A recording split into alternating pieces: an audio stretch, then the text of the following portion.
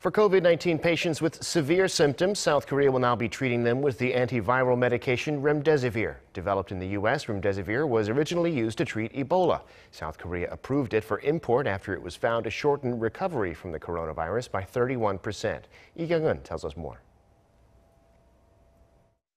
From Wednesday, South Korea began treating severe COVID-19 patients with remdesivir. The Korea Centers for Disease Control and Prevention signed a deal last month with the U.S.-based pharmaceutical giant Gilead Sciences, under which it will get the drug free of charge for a month. That was after remdesivir was approved for import by the Ministry of Food and Drug Safety based on an emergency request from the KCDC.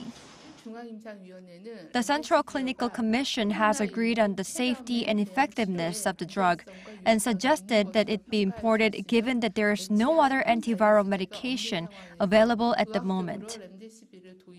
If a hospital wants to use remdesivir, it will have to make a request to the National Medical Center, which will decide on a case-by-case basis whether a patient should get it after consulting with the Central Clinical Commission. The KCDC says the criteria are that a patient has been diagnosed with pneumonia by X-ray or CT, is on oxygen treatment, has an oxygen saturation rate below 94%, and whose symptoms appeared within 10 days. It recommends the drug be administered for 5 days.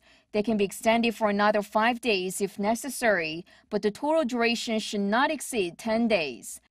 Details have not yet been disclosed regarding the amount to be imported or the price.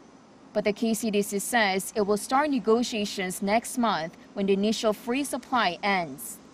Remdesivir, originally an experimental drug to treat Ebola, was found in a U.S. government study to shorten COVID-19 recovery times by 31%.